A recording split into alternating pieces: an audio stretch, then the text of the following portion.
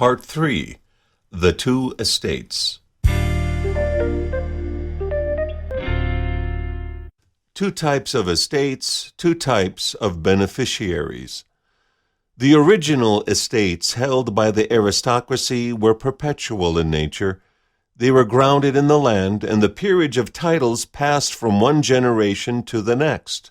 Original titles in land were the actual titles given to the aristocracy. The estate was held in the name of the living beneficiary, the title holder, known as the Cestui Que.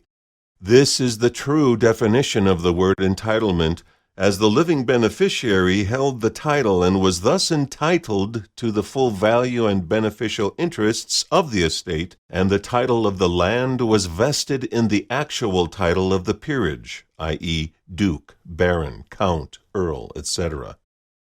Thus, the estate was known as a duchy, barony, county, earldom, etc. Such entitled lords were the actual landlords of the realm, and were the only parties holding any rights or beneficial interests in the estates, as well as the enumerated rights of the Magna Carta, including the right to be tried by a jury of peers, as only those of the peerage can sit in such a jury. Notice how in the current system all of this has been corporatized, where counties are corporations that belong to a national corporate association in Washington, D.C. Within the civil containment system, the civil privileges vested into franchises and the men, women, and children attached thereto as the sureties receive entitlements as mere privileges and benefits in many forms, all of which are attached to the realm of the dead that is lifted off the land into the system of corporatized fictions. These sorts of entitlements are really ghostly apparitions compared to the original entitlement structure of true land hold and title. By definition, a Cestui Que is the life by which the duration of the estate is measured. Thus, whoever is the living beneficiary measures the duration of said estate from the beginning of inheritance of title up to the end of his life. When one Cestui Que dies, the next living beneficiary automatically becomes the new Cestui Que. In this way, the ancestral lineage of bloodlines became hardwired to the land. Such lineal descent became synonymous with key points such as landhold, rights in law, entitlement, status as a living beneficiary, and the concept of perpetual offices. The title was attached to the manor and vested as a hereditary title conveyed by the sovereign into the office of the lord, and this then established the office of lord of the manor. The reciprocal handshake of acceptance of the office and title was an oath of fealty, and being as an oath is a bond that establishes jurisdiction. This then completed the circle of land, title, peerage, and jurisdiction. Overall, this established the hierarchy of purported ownership of all land in the world vested in a singular sovereign as the Crown Corporation. Over time, during the last several hundred years, another type of legal estate emerged, known as a decedent estate. By definition, in legal terms, and as used by such agencies as the IRS, a decedent estate is literally that of one who is dying. The franchises discussed above are considered decedent estates, thus indicating that the attached living body, the bondage surety, is considered to be in a state of dying during the duration of his or her life. This is expressed in the context of being considered civilly dead when operating in the public commercial system. Our life force is continually being extracted, monetized, and depleted by the bondage of the monetary and legal system, and thus we are in fact dying and not truly living for as long as we are in such a state or status. Consider our use of language in this regard, where we are underwater when in debt, under the waters of commerce. We are dead broke. We wake up in the morning to engage the world of commerce to earn a living.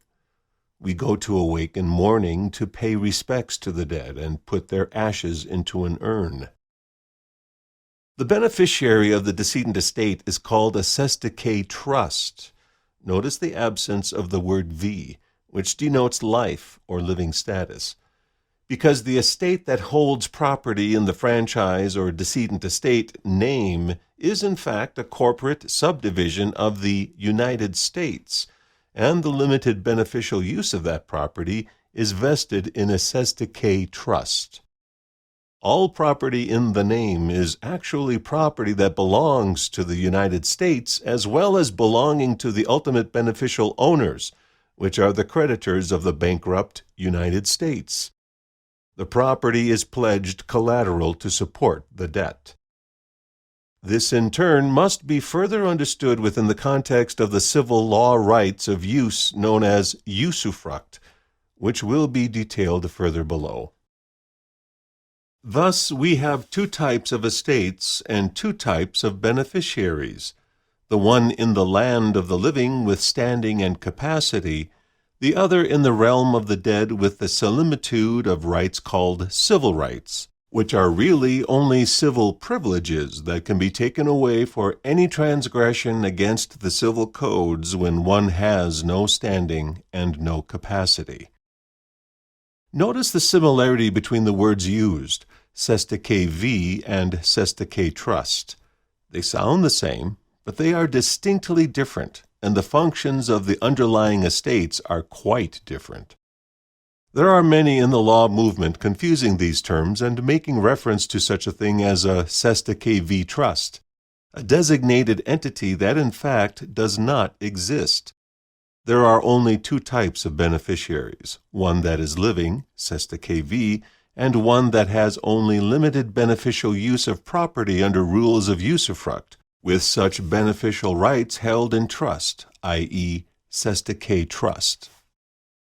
This in turn leads to the discussion of how we become free from all of this bondage and servitude, and how this relates to the process of status correction versus all the alleged commercial remedies many have sought after, promoted, and used to limited avail, and in many cases, distinctly negative consequences. Such commercial applications have proven to be no remedies at all, including the premiered process in the realms of commerce known as secured party creditor. To provide context and contrast between the two, and to better understand how and why commercial remedies are not what they purport to be, we will have a brief look at the two approaches so that we know exactly what we are doing when we undertake the status correction process, if we choose to do so. Additionally, it is important to understand that underlying the public persona is the substance of value created by the underlying estate. We term this estate as held by the Cestui Que V to be an ancestral lineal estate, based on the function of inheritance from one living beneficiary to the next in lineal descent. So, to be absolutely clear on terms, the ancestral lineal estate is held by a living beneficiary known as the Cestui Que V, and the decedent estate is held in a trust wherein limited beneficial interests held by the Cestui Que Trust are vested only as civil privileges and benefits with an attached living body holding the status of bonded surety and considered to be civilly dead. The public U.S. person citizen is the fiction that is underwritten by social insurance schemes to create public debt. All instruments created in the name of the person are debt securities, underwritten by the insurance scheme, Social Security, social insurance, etc., and a liability against the ancestral estate that is held by the default executor, the United States Corporation and its agencies, instrumentalities, and officers. The state, by its various names and orthographic variations, is the executor of all such decedent estates and has full right to create public funds as monetized debt against the underlying value of the ancestral estate for which it acts as administrator, because we have all abandoned the ancestral estate and accepted the status of attachment to the decedent estate. In the realm of commercial paper, monetized debt, there must always be three components to create negotiable instruments that can circulate as currency. These three components are the named title holder, the attached secured interest, and the underwriting insurance that bonds and insures the value of the instrument. These all fall under the category of maritime law because the three elements originated in maritime activities. The ship, or vessel, carried the value, or cargo, from one port to the other over the sea, or commerce, and was documented by a secured interest via the title instrument, bill of lading, that could be underwritten or insured. If one does a simple internet search for the words Negotiable Instruments Act, it will be seen that most modern nations adopted such acts in the 1880s. In the 20th century, this was later codified into the UCC between the 1930s and 1960s and reached its ultimate uniformity within the 1966 Revised Federal Lien Registration Act, wherein all elements of monetary policy and taxation of the United States would be held under the purview of the Uniform Commercial Code. To be noted here is that the phrase uniformity of legislation is the precursor to the post-1933 creation of all uniform acts under the purview of the Uniform Law Commission and something called Metro. It is also worthy of note here to point out that the definition of metropolitan is one of the titles of an archbishop. All property that is titled in the name of the commercial vessels or franchises in the public is attached to each name or decedent estate, and the control of the attached sureties, living beings, is by public codes pursuant to civil procedure. The word code is the root of the word codicil, thus all codified statutes are codicils attached to the estate, since a codicil is an amendment added to a will. They are all underwritten by the Social Security insurance system to ensure the transportation of the cargo and its value from one port to the next, essentially everywhere we go in the system being considered as a port of call and entry.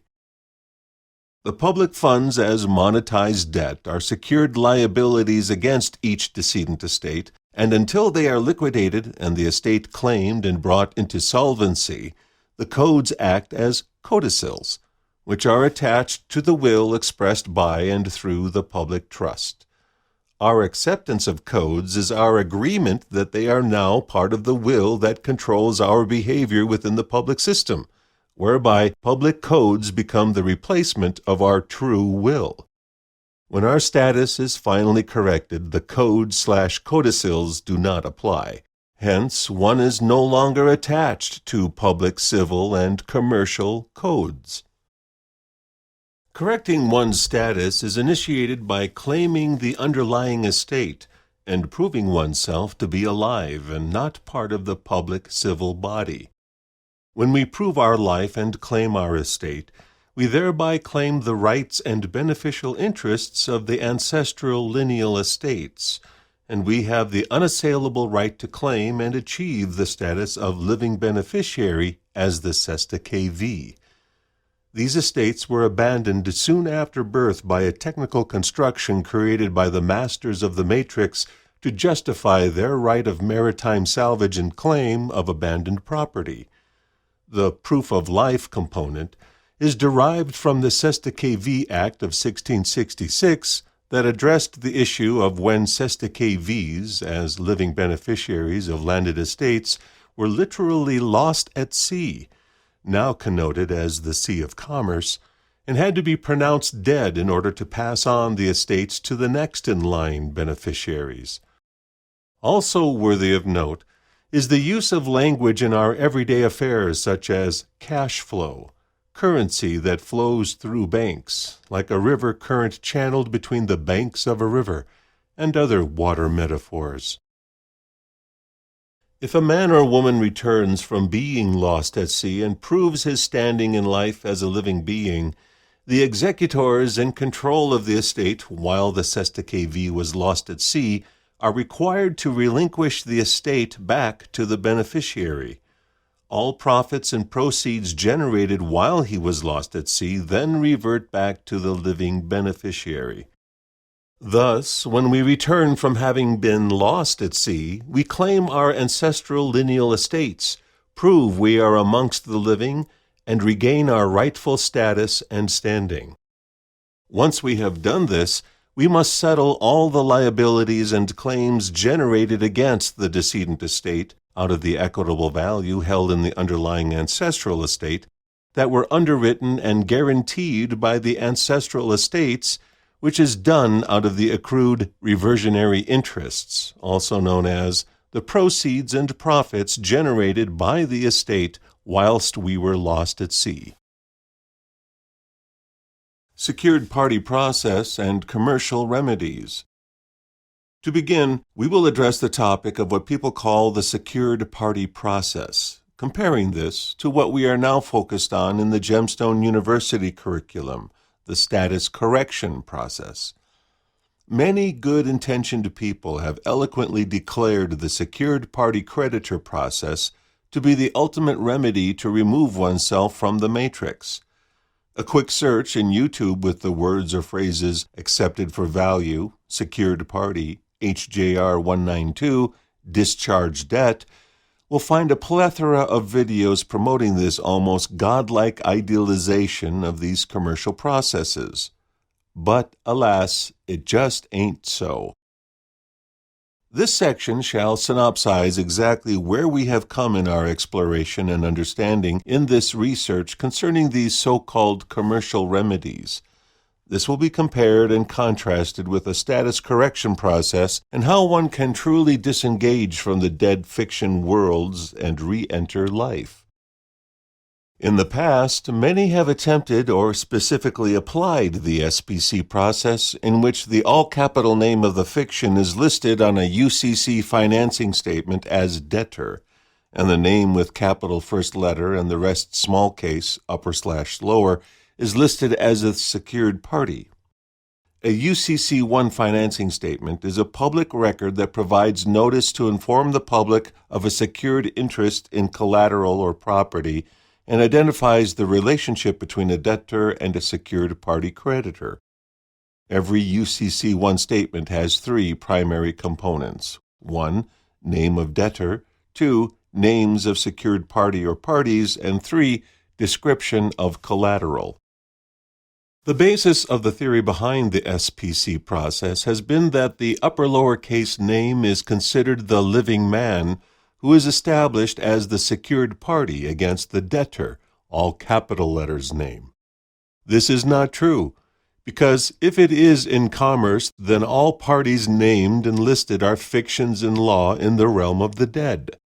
We refer to the public side as the realm of the dead because that is exactly what it is. A realm, where realm is derived from the word real or real, that in Latin and Romance languages means royal. The realm of the dead is based on the cult of death.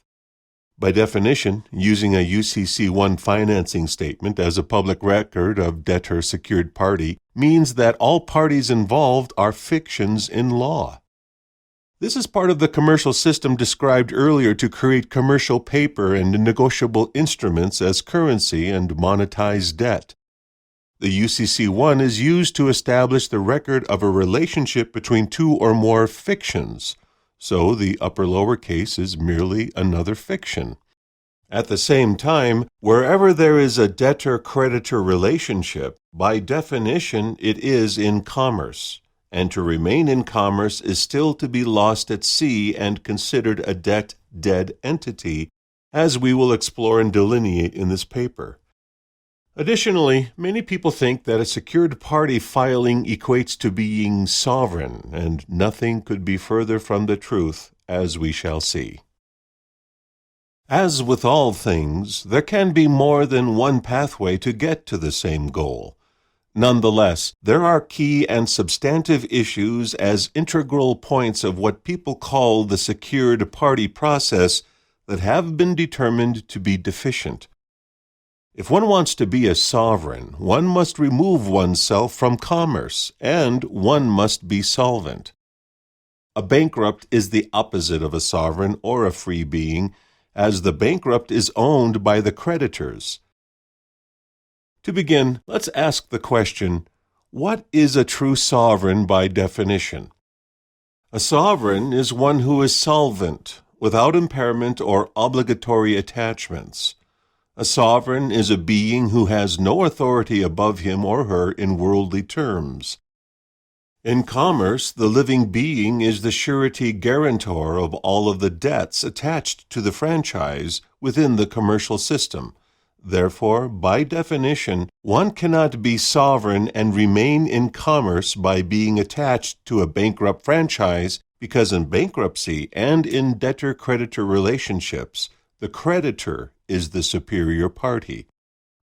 One can file as many papers and UCC forms as they want, but if they have not separated themselves from the bankrupt franchise, they are without standing and certainly not a sovereign. If they declare themselves to be sovereign, this is where the moniker of sovereign citizen comes into play, because they are still a citizen due to the attachment and surety status to the franchise. All citizens are property of the state, so a sovereign citizen is a contradiction in terms and a sure pathway to trouble. Therefore, anybody using commercial processes are by definition a citizen, as a person within the United States and subject to the jurisdiction thereof. If such processes include any interference or declaration of being sovereign, that person will be labeled a sovereign citizen, and all methods of suppression of insurrection and rebellion pursuant to the 4th section of the 14th Amendment will surely be applied. When one takes the upper-lower name on the UCC1 as secured party, this essentially creates a feedback loop back to the franchise. In the SPC process, one proceeds to create all kinds of bonds as obligations of the United States, but the obligated party is the debtor, which is a franchise of the United States. But we are the bonded surety to the franchise as guarantor and therefore the ultimate debtor. Thus, all the SPC process does is add billions of dollars of bonded debt against the franchise for which we are the surety. Nothing could be further from the truth that this somehow makes one a sovereign or solvent. It only piles on more debt and buries us deeper into the realm of the dead. Commerce and the Matrix. Commerce and its millions of civil codes is in fact the matrix. To be more specific, it is the law merchant admiralty system to which almost everybody is attached. Nobody can be sovereign via the SPC because they have just increased the bonded debt load onto the franchise to which they are attached as bonded surety and further impaired their status in the realm of perpetual debt. The SPC achieves nothing in terms of correcting one's status or in gaining standing to state a claim or any capacity other than to do what the system and the matrix demands. To be able to state a claim is equal to the ability to stake a claim, meaning to stake land and claim it. Without that ability, one cannot claim to be on the land, and therefore one has no access to true law or equity, defined as the exclusive equity of American English jurisprudence, not the concurrent equity of civil procedure contained in the Federal Rules of Civil Procedure. As such, we are barred from the private equitable interests and beneficial rights of a living beneficiary to the estate, and only have the limited use benefits of the civil, public, corporate, commercial system, also known as the Cestui Que Trust. All other so-called remedies in commerce are no remedies at all. Such phrases as acceptance for value, returned for value, affidavits of obligation, commercial liens, administrative processes and notarial protests do not work. The add-on processes within the SPC framework, such as issuing international bills of exchange or international promissory notes, only further exacerbate the creation of debt against the franchise. They do not affect real settlement.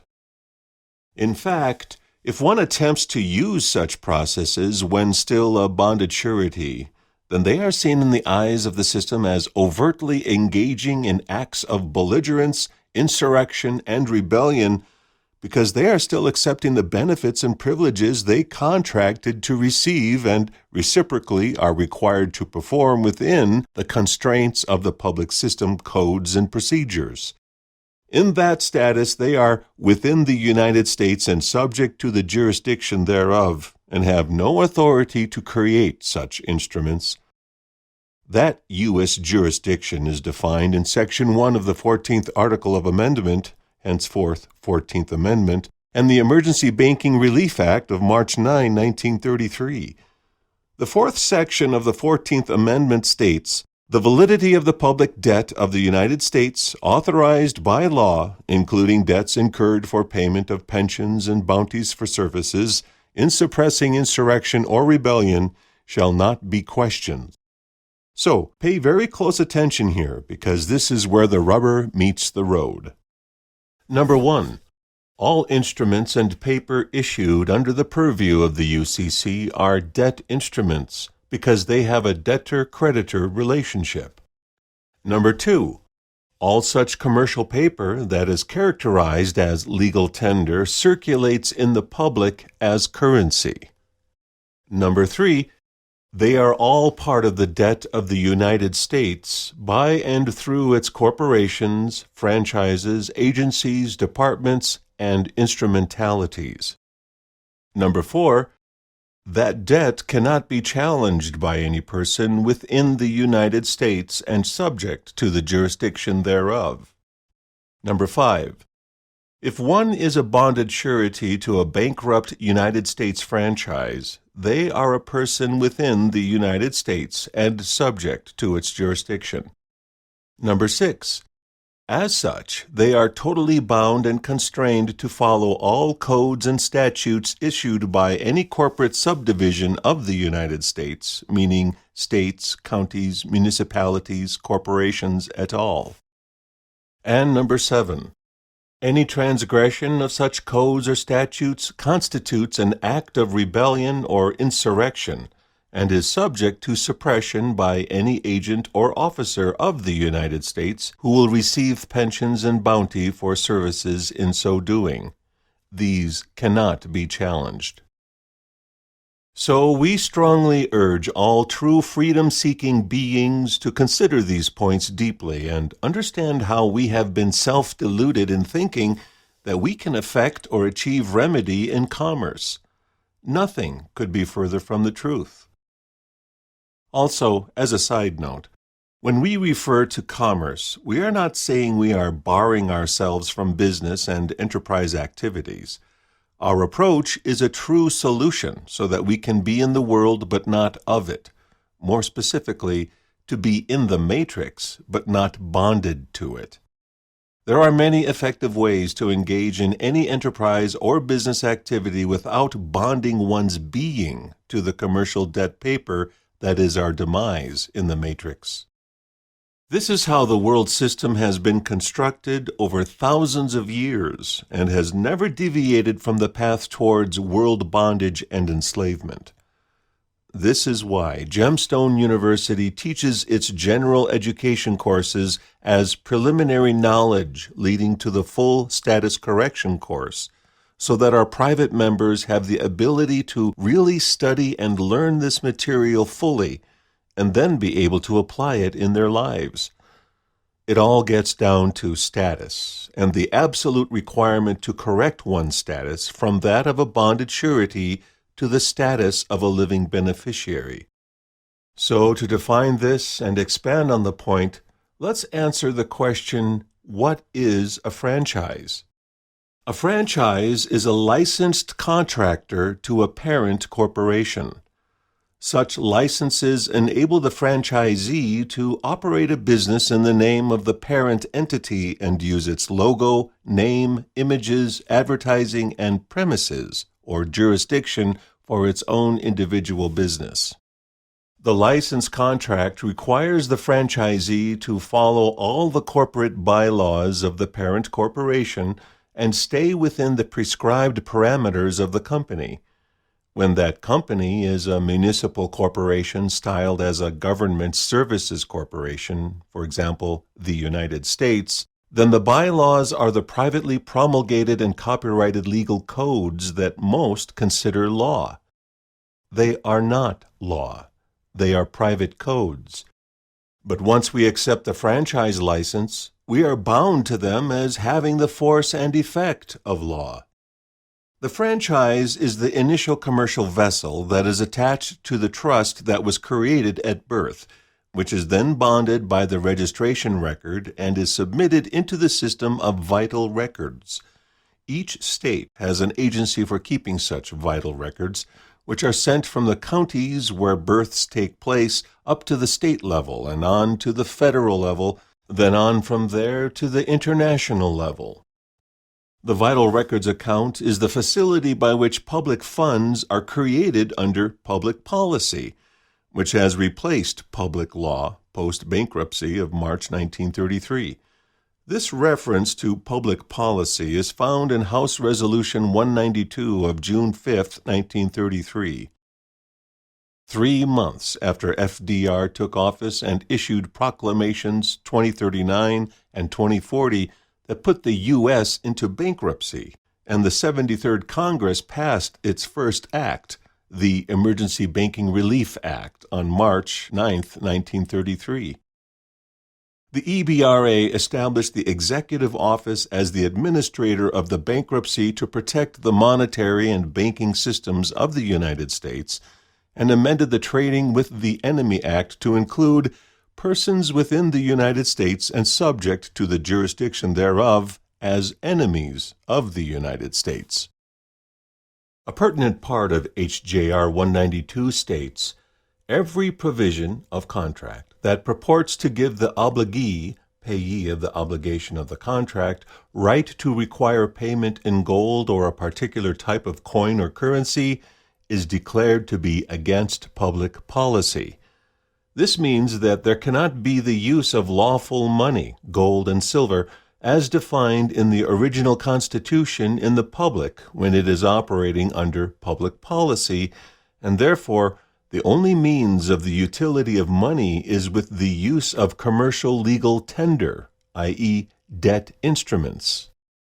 This followed the April 5, 1933 order by FDR for all persons within the United States to submit their gold to the United States Treasury on or before May 1, 1933, in exchange for such commercial paper, i.e., Federal Reserve notes now made legal tender by HJR 192.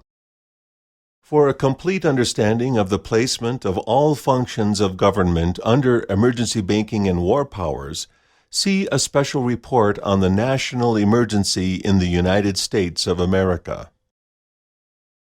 Bretton Woods and Securities and Exchange Commission registration examples.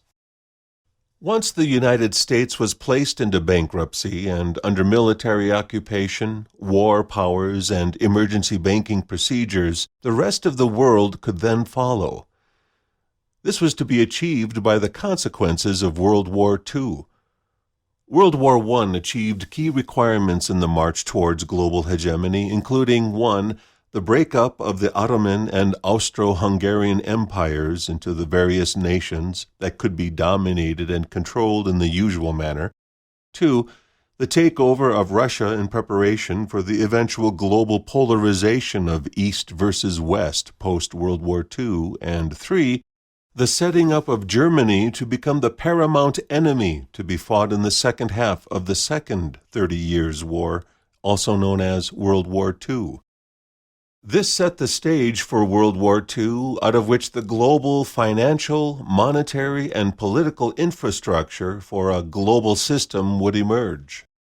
These are the principal building blocks of the United Nations, World Bank, International Monetary Fund, Bank of International Settlements, and the key monetary building block to extend uniform corporate control worldwide, the Bretton Woods Agreement. The Bretton Woods Agreement established a uniformity of fixed exchange values for all the world currencies and placed the FRN as the reserve currency of the planet. By doing that, it extended the entire bankrupt military occupation, war powers, and emergency banking system of the United States to the rest of the world. It's interesting to note that the Bretton Woods Agreement established a fixed rate of gold in exchange for Federal Reserve notes on demand returned to the United States. This lasted until August 15, 1971, when the fixed rate in gold and the peg of all currencies to the dollar could not be sustained due to the inflationary expansion of the money supply during the Vietnam War. As a result, and already planned, President Nixon abrogated the agreement and released the U.S. dollar from its obligations in gold. This started the era of the petrodollar so that the FRN could be expanded concurrent with the expansion of energy consumption through the following 40 years.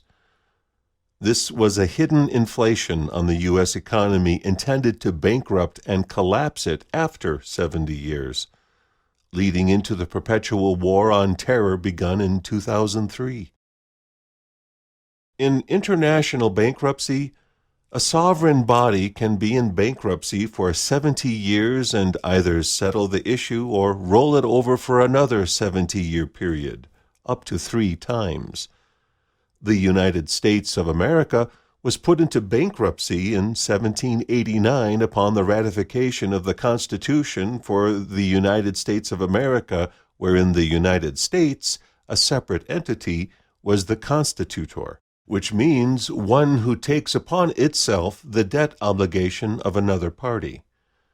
This was rolled over 3 times, 1859 leading to the Civil War, 1929 leading to the Great Depression and the events of 1933, and 1999 intended to roll into the perpetual bonded estate of the world system. Keep in mind that there are numerous entities going by the name we generally lump together as United States, and thus many bankruptcies. During the course of the 20th century, everything else discussed in this document was extended on the platform established by the Bretton Woods Agreement. By understanding what is discussed and detailed herein for the United States, it is then one step further to see how this applies to the rest of the so-called nations functioning as corporations. This is then the key to worldwide bondage for virtually all human beings in the world.